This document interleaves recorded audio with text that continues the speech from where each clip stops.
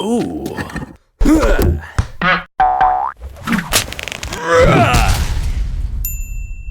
Kapow.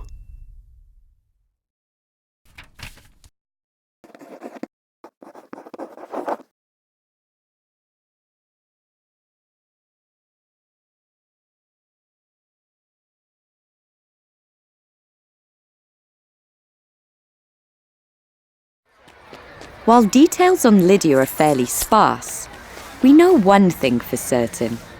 She was not a conformist. In a time when most people rarely ventured very far from where they were born, Lydia chose to settle not only in a different city, but an entirely different country, far removed from her family or any kind of support. Then there was the issue of her being an independent merchant, while simultaneously being a woman, which was generally frowned upon. Hello, Claudius. How were sales today? Not bad. Can't complain. Good. Lydia never let something so petty as social stigma stand in her way. She did what she felt called to do, and she did it exceptionally well. Welcome home, madam. Thank you, Geoffrey.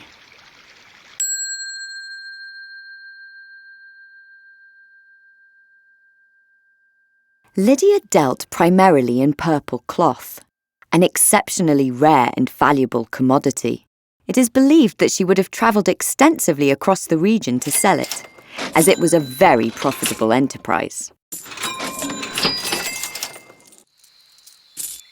As an independent woman living in the 1st century, she had achieved more than most would have deemed possible. But despite all that she had, and all that she'd overcome, something was still lacking, though it was unclear what exactly that something was. Yep. No idea.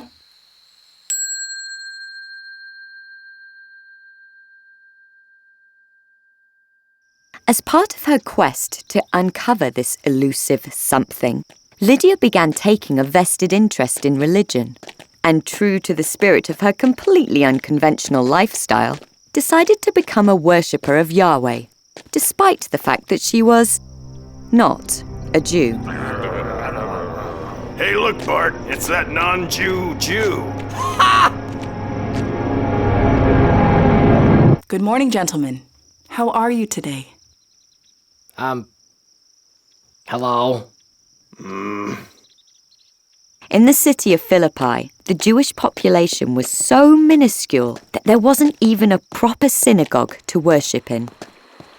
So she and a small group of women had to worship by the river on the outskirts of town, something Lydia assuredly had a hand in organising. Let us pray. It was during one of these informal services that 2 missionaries arrived, the Apostle Paul and his associate Silas. Rah! Rah! Rah! Paul began sharing the message of Christ with them. Christ, rah, rah! Christianity was highly controversial. Rah, rah, rah! Christ, rah! But when Lydia heard Paul's message, it pierced her very soul.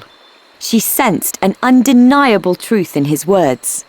She knew that this was the something she'd been missing. You know, I think this is what I've been missing. And so while it was inadvisable at that time, in that region, for a successful single, independent, foreign female merchant Gentile worshipper of Yahweh to also become a Christian, she immediately converted and was baptized, Rah, rah! Christ, rah, rah! along with her entire household.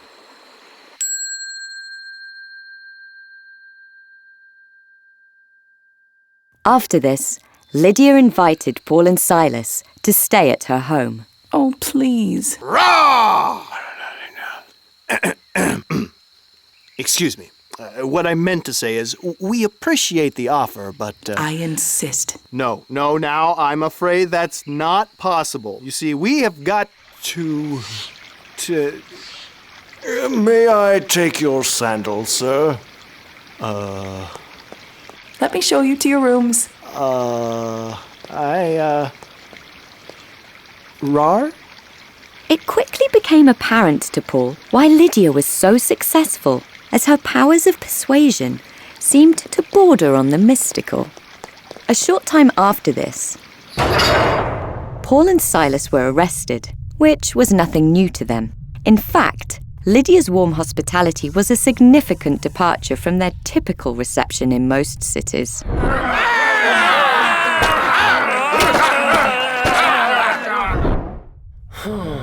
Rah, rah, rah, rah, rah, rah, rah, rah, rah, rah, rah. As it turned out, Paul and Silas' imprisonment was cut short by a massive earthquake, which they both agreed was quite miraculous.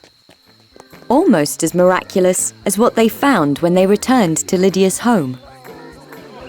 Lydia had been busy transforming her home into what was the first house church on the continent of Europe.